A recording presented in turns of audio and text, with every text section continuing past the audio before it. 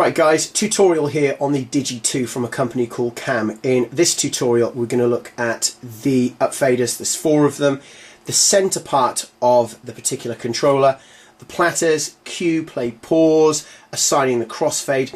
Also have a look at the software and how to set up the software so this controller will work. Right, now this guy here will come with Virtual DJ LE. There it is, and to set up is very simple. Top right hand corner we have the icon there, configure. So you'll need to go to that and you'll notice here we have this area with soundcard. You need to just make sure you will highlight the MIDI device 800. Click there, apply, OK, and you're good to go. Right, if we have a look now at the hardware, and again for the beginners out there, this here is classed as the hardware and that is classed as the software.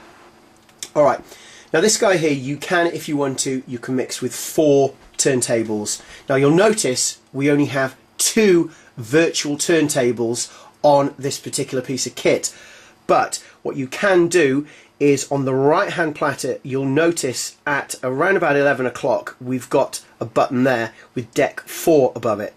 By pressing that we can then change from deck 4 to deck 3, and exactly the same on the left hand side at 1 o'clock we have a little icon with deck 3 above it. By pressing that we can go from deck 3 to deck 1. So right hand side we will go from 2 and 4, left hand side 3 and 1.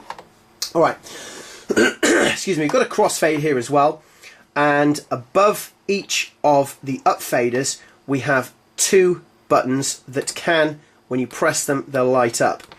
On up fader 3 we have L3 and R3. Up fader 1 we have L1 and R1. Up fader 2, guess what, we've got L2 and R2. And up fader 4 we've got L4, R4. Now they are there for you to assign the crossfade to whichever side you want. So if we press play there, on deck 3 at the moment now, what I can do if I want to, by pressing R2, now I have assigned that channel to the right hand side. If I move the crossfade over, the sound's gone. But at the same time, if I want to, I could press that one again, and now the crossfade has been taken away. We're not utilising the crossfade at all. But if I put it back to the L side and press L2, move the crossfade then over to the right hand side, the sound has gone. So we can do that at any time we want to any of the channels. If you require, you can assign all of the channels to the right hand side, all of them to the left, or some to the left, to the right. It's entirely up to you. So we'll bring those down. Now what we do find with a lot of controllers, they've got this area here, a small dial in the center of the unit. Now this is a great way of scrolling through the tracks, scrolling through your PC to find the relevant files you need to use. So if I just move that and we look at the PC, you can see I'm scrolling through the particular files at the moment. There's a button here with back on it, so at any time I can press that and I can go back where I was prior to getting to this point. So for example, by pressing back now, I'd go back to the folder at which those files were in.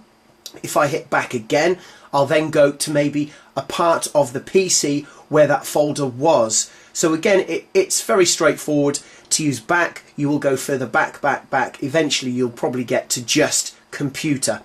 So at the moment now I've got some files there, so by utilising this dial I can flick through the files. You'll notice here we have 1, 2, 3, 4 buttons. As soon as I've got to a file I want to play, I can then press 1, 2, 3 or 4, and you'll notice that file now is loading up. So that's near enough ready to go, but of course I need to make sure, if I've put that file, assigned it to channel 1, I need to make sure I'm ready to go on deck 1. There we go. Bring that down. Now maybe I need to choose another track like so, and I'm going to assign that to number 3. What I need to do though is I need to press the icon here. Now that's shining. Now that file is ready to go on deck 3. Press play and away we go. So now I've got a track on channel 1 and a track on channel 3. Okay, if we bring those down on this mixer controller, the first dial here is for filter, then the next one is bass, mid, and then high, and then your gain control. Bring that down. Right, also here we've got a master volume control. Now that's the master output. So each one of these, the gains on each channel is specifically designed to increase or decrease the volume for that said channel. The middle one here will increase or decrease the volume for the whole of the unit itself. Below that we've got booth. So this kind of thing is ideal, let's say, for a small club or a bar.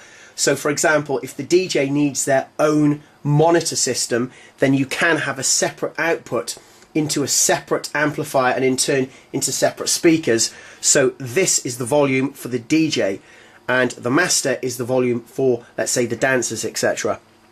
Alright, a basic look at this guy as well. Alright, there will be more videos to come. It's called the Digi 2 from KAM, and I will say practice and enjoy. Nice one.